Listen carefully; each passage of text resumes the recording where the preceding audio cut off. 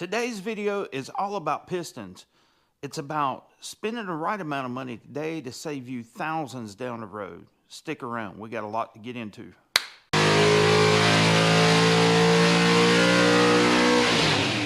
When it comes to making videos about car, engine parts, things of that sort, pistons kind of get left out. They have a thankless job, but it's one of the most critical components inside your engines.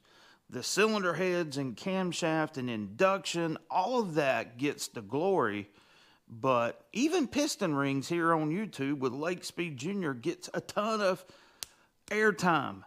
But pistons, on the other hand, do not. So this video is going to dive into pistons, why it matters, how it matters, and can save you from being this guy. Over the years, I have destroyed my fair share of pistons. Yes, this guy right here. And when it comes down to it, it was my fault, not the piston manufacturers. I was either doing something that the piston wasn't designed to do or had a mechanical fault. Needless to say, the buck stops with me. I'm going to try to frame this video so that you can pick the right piston for your application to suit your power needs. This involves you being honest with yourself. So as you're aware, I'm building the Mission Impossible 318. I've got a ton of parts over there, getting ready to start putting stuff together. But one piece that I screwed up on was pistons. Originally had a flat top design Icon piston. After doing chamber work to the cylinder heads, I realized that I was not going to have the compression ratio needed to get me to the power level that I was wanting. So I reached out to the fine folks at Icon Pistons and got with Mike, and we have a set of part number IC845 60 over pistons. Let's take a look at them. I got the instructions right here.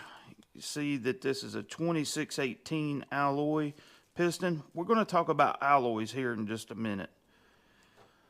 Let's see. Oh yeah, good stuff. Got the spiral locks right here. Let's take a look-see. Oh yeah, check it out.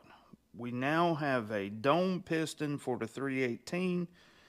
I think it's a 4.9 cc dome. Got the coated skirted pistons here. Very nice setup. Now, this right here, this dome, in talking with Mike at UEM, which is the parent company of Icon Pistons, he said that this dome was originally designed for the open chamber heads, which is going to work great since I'm going to use the cylinder heads that were ported by Charles Savidio, but this is going to work with the Edelbrock heads as well. I may end up having to massage the chamber of the head. I'm not going to touch the piston, but I will work the head to make this dome fit in that application. So the biggest reason why I chose Icon Pistons for this application is, well, first, this is the only company that I'm aware of that offers an off-the-shelf dome piston for a 318 Mopar using a standard stroke crankshaft. That's huge. But the other thing is, when it comes to Icon line of pistons, is this is the most bang for the buck reason that you can get into a 2618 forging. Now, like I said, we're going to talk about that 2618 forging later, but this is a really good piston for the money. When I got those pistons, I realized that I hadn't done a video on pistons by themselves, which is kind of weird when I think about it. I've done all kinds of other videos, like I said, cylinder heads, camshafts, carburetors, all that stuff, but when it comes to pistons, no. So when talking about pistons, it's important to note the manufacturing technique for the piston itself. You got two groups of pistons. You got forged versus cast. What's the difference? Well, simple.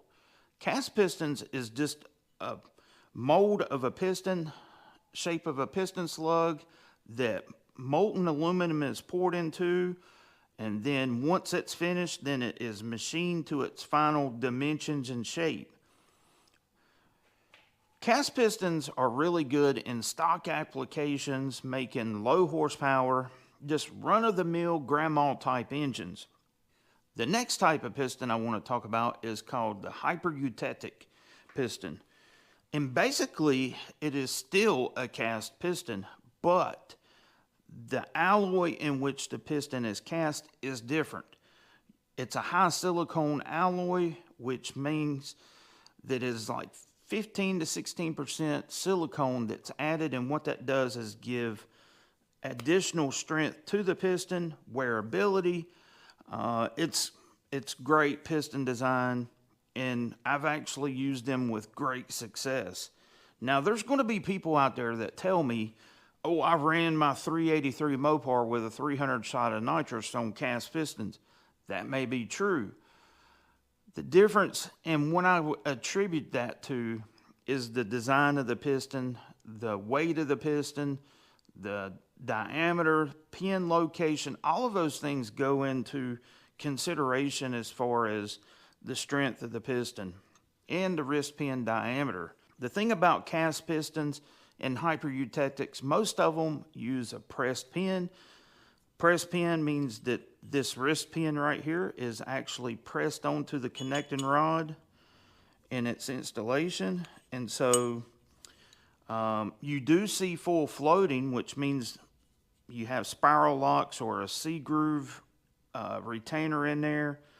Hypereutetics do work well in high performance application, but I would steer away from power adders because it's still a cast piston, okay? But if you got like just a hopped up street engine with a cam, intake, headers, and all of that good stuff, hypereutetics really the way to go. So let's talk about forged pistons. What's the difference? Well, basically, there is like a huge press that forces this aluminum into the shape of a piston. What does that do to the design of the piston? Well, simple. It makes it stronger. You're compressing all of those molecules together, which makes for a much denser alloy. And there's actually two different alloys, and we're going to get into that. So not all forged pistons are created equal. The first alloy piston that we're going to talk about in the forged line is the 4032. Now, going back to the analogy of the cast piston and the hypereutetic, the 4032 is injected, or it's concentrated with a high amount of silicone. To my knowledge, and correct me if I'm wrong, the first time I remember seeing it advertised was probably in the early 2000s. And the OE manufacturers, Ford especially, used a 4032 alloy piston in their 0304 Cobra engines, which was supercharged from the factory. Now, 4032 has limitations. It is very durable. It has longer wear capability than a 2618 forging, but it runs tighter piston to wall clearance, which means it's not as loud on startup on a cold morning. But the problem is you can't run extremely high amounts of boost on it or nitrous because the piston will fail. It's good for moderate boosted applications and nitrous. I'd say probably up to about a 250 shot of nitrous, 300, somewhere in that range. But if you want more than that, you've got to go to a 2618 forging. A 2618 forging is top of the line forging of a piston. I mean, it's best you can get. The thing about it is it has less silicone in its alloy, which makes it stronger and more durable under extreme applications. But they say, and I can't verify this because I've always torn my engines down before they got, 100,000 miles. But they also say that they don't wear as well as the 4032. If you're trying to have something that's going to run forever and you want a forged piston, I would go with a 4032. If you want something for max all-out power, 2618 forging is going to be your friend. This coating right here, I don't know if you can see it. Most companies are now offering this as standard features. Now this is a moly type based coating right here, but there's different types. I mean, Icon or UEM, they offer line-to-line coating. There will be applications to where the top of the piston may be anodized for additional strength. But getting back to that line-to-line coating, we have actually used it in buying used pistons. It may have a little bit of scuff marks on the skirts. Have the line-to-line coating done, and it brings it back in tolerance. Just a little quick tech tip there. But the line-to-line coating is extremely nice. That's actually what's been in Clark's engine forever. But when it comes to extreme power adders, there's other attributes of the piston that need to be addressed. Namely, the ringland package and its location on the piston. As temperature increases inside the combustion chamber, you want to have a piston ring that's moved further down from the top of the crown of the piston, which means that it has a better chance of surviving under those extreme conditions. Wrist pins. Wrist pins are another area for all-out extreme power. The thickness of this wrist pin can mean the difference between living and turning into a bucket of bolts. Things to keep in mind. It's my recommendation that if you're building an engine, a mild engine, yes, this will work just fine. But if you're getting into something that's kind of like in upper echelons, 1,000+ horsepower, I would give the guys a call at Icon and actually make sure that you're picking the right alloy, make sure you're picking the right ring package, because all of that stuff comes into play when building a total package engine. So to wrap this video up, like I said, I wanted to touch on the basics of piston, design, cast, forge, hyper-eutectic, 4032, 2618, and there's a lot to actually cover, but the point is, at the beginning of your build, be honest with yourself about what you're trying to do. Don't be this guy, because here's my problem in the past. I will build an engine saying, oh, this is the intended purpose, and then later on want to put a bunch of nitrous to something, and guess what? I've already made my choices. The ring gap might not be where it needs to be. The piston might not be right for the application, but yeah, I want to spray all the nitrous to that engine. And when the engine gets hurt, who's to blame? This guy.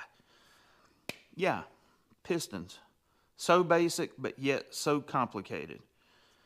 I want to give a shout out to Icon Pistons, Mike, for getting me hooked up with them dome pistons for the 318. Once again, don't be this guy. I chose the flat top design thinking that was going to get me where I needed to be, when in fact, no, I was going to end up with a pointless compression. So if you want to see more about pistons, put it in the comments. I may try to get Mike on from Icon to come onto the channel for a live chat. We can discuss pistons and design and all of that good stuff. Put it in the comments of what you think. I hope you got something out of this video. And until next time, this is Andy from Unity Motorsports Garage. I will catch you later.